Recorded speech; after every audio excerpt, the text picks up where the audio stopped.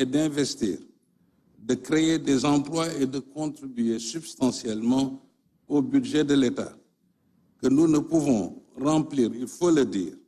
que dans un climat de confiance, de paix, de stabilité et de sécurisation de l'investissement privé. Dans notre dialogue politique, notre dialogue social et notre dialogue public-privé, le droit au désaccord doit rester l'un des piliers fondamentaux de notre démocratie. Ne l'oublions pas. Mais aussi, il nous appartient de veiller à ce que ce désaccord ne puisse être source de désunion et de haine de soi. Ne l'oublions jamais. Aimer davantage notre pays, refusons un Sénégal abîmé de l'intérieur et défiguré à l'extérieur. Aimer le Sénégal, c'est aimer l'entreprise. Alors oui, que les acteurs politiques se parlent et apprécient leur contribution positive au développement socio-économique de notre pays. Que les engagements du Pacte national de stabilité sociale pour une croissance inclusive durable soient respectés et nous plaidons pour que les futurs textes issus de ce dialogue soient aussi assortis de ce que j'appelle un pacte de stabilité républicaine. S'il y a lieu, une certitude, s'il y a bien une certitude que nous partageons tous, c'est bien celle que rappelle qu'il n'y a de progrès social et de croissance économique que par l'engagement des hommes. Nous savons tous que toute division sociétale profonde est un réel handicap. Et quand j'écoute le gouvernement, il entend faire de son secteur privé national le bras armé de sa souveraineté économique. Et ceci est consigné dans l'agenda national de transformation Sénégal 2050. Quand j'écoute l'opposition, il plaide pour un État stratège qui soutient davantage son secteur privé national. Ainsi, il y a un dénominateur commun entre le pouvoir et l'opposition. C'est ce renforcement de son secteur privé national.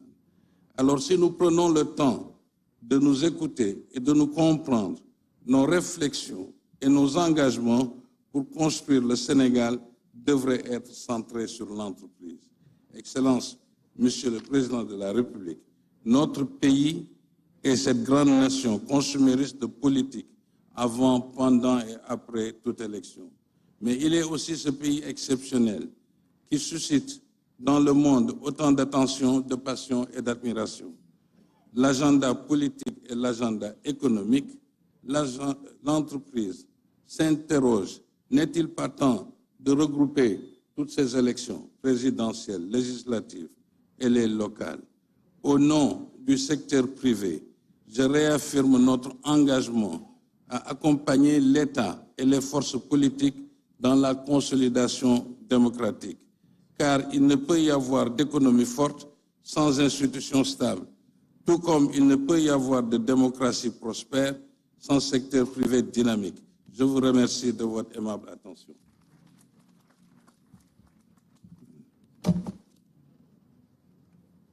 Merci beaucoup, M. Beydi Agne. Ñu jox kàddu gi M. Abdoulaye Mbaye Pekh mu nar a wax ci turu communicateur traditionnel yi. Bu noppee dinañ jox kàddu gi M. Ndonga Di moom dina wax ci turu acteur culturel yi. ñuy fàttali rek tënku ci juróomi minute yi.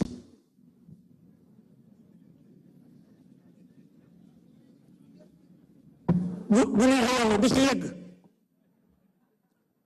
président ñu ngi lay nuyu bu baax Bassirou Diomaye Diakhar Faye nuyu sa premier ministre bi El Hadji Malick Ndiaye sa premier ministre Ousmane Sonko mi nga yàggal lool nuyu président Assemblée nationale Seydi Hadji Malick Ndiaye di la nuyu nag ci turu El Hadji Mansour Mbaye moo nu yebal fii man ak Abdou Aziz Mbaye Bekkaay Mbaye la professeur Lamane Mbaye Mamadou Mbuub Caat sunu doom bu Seex Alsaan Seen lan moo nu indi gis nga nag président noonu bu dialogue bi nuppee la ñuy continuer moo tax géwél baax bu dialogue bi nëppee ba ñu fas kàddu yi lu fi waaye waxoon te génn nu fàttali la ko waxtaan ca mbal deex la bu ñëpp soo bonoo bu nax koo xuloo di xuus booy laa yow tefesu mën a dem pénc yóbbu fa dëgg moo ko gën dëgg jot na yàllaa la teg fii may nuyu bu baax it ku jéegi ci la ñu bokk teg ko ci loxol président Amadou Ba nanu nu leen nuyu bu baax kilifay diine yii xalif général yi wuy si nañ la de ma teg ko ci loxol sëñ Ahmadul Badiou Mbacké mu Cheikh Ahmad Fadel Mbacké mu xaadim borom nit ñi mamaral sali si ak nag l'islam bi fi nekk yépp waaye nii nga def nag président moo dalal suñu xel mag du yàlla waaye yàgg nag yàlla Moustapha Niass mi toog mag jéeniru guddi la seen ko taxul nga yegg ca mag man dig jaara nga ca gay nee nga ca ma nga xam teg yi teg ca aminte mbéy ngi mii li ñuy tënk noonu Alaaji Mansour Mbaye wax nu ko bii réew mi nañu ànd bokk ndey ak baay saal bi xat na tey waaye mooy Sénégal bii réew mi ak bitim réew ñu ngi jàkkaarloog nun likk waay lu nu fi fas ba tëye ko ba mu dëgër bu kenn fecci la min kuré gi ne góor ga ñaam ba boppam ca ba waxagul ñun kool tax mu ne bu waxee wax jaako moom yow la yàlla jiital noo ngi lay ñaax nag géwél day ñaax géwél du way du la wax lool du la jey du fen da lay fàttali sa bopp wax la sa bopp wax la nga war a def musuñu fee way benn président bu def jaloore rek ñun la jaloore ngi yaa ko def liñ lay fàttali daal dina ko dénk te xam na ni yaa ngi ci bul geestu na nga jëlale fi nga jaar boo fàttali ko musibaam bul fàttali ku ne jéggalal ñëpp te jëlale ñaanal nañ la fii grâce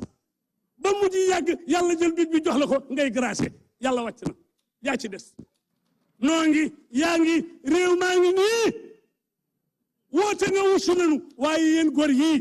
wusi président de la république fexe leen rikk waay bala waay wax ak moom bu ca génn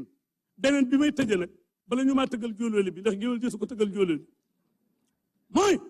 président na nga dimbali presse bi foo taxaw nañ fa kat bi ngay wut réew mi fu ñu la tuddee président bi presse bi siiwal na ko nga dem ba jot réew mi te loolu lu ñu mën a wax ci ñoom bu ngoonee booy wax ñu teg la na nga leen jéggal jëlale leen te woo nit ñi waxtaan ak ñun boo nu teg ci ñëpp ak journaliste yi te lu waay di wax na ko wax ci lu baax te mooy ci réseaux sociaux yi jërëjëf.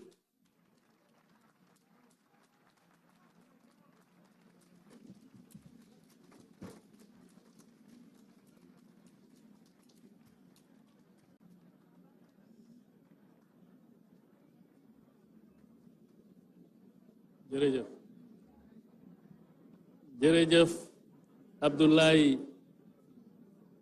Mbaye Pekh mi doon wax ci turu communicateur traditionnel yi ñu jox ndongo di nekk ci daara ji mu wax ci turu acteur culturel yi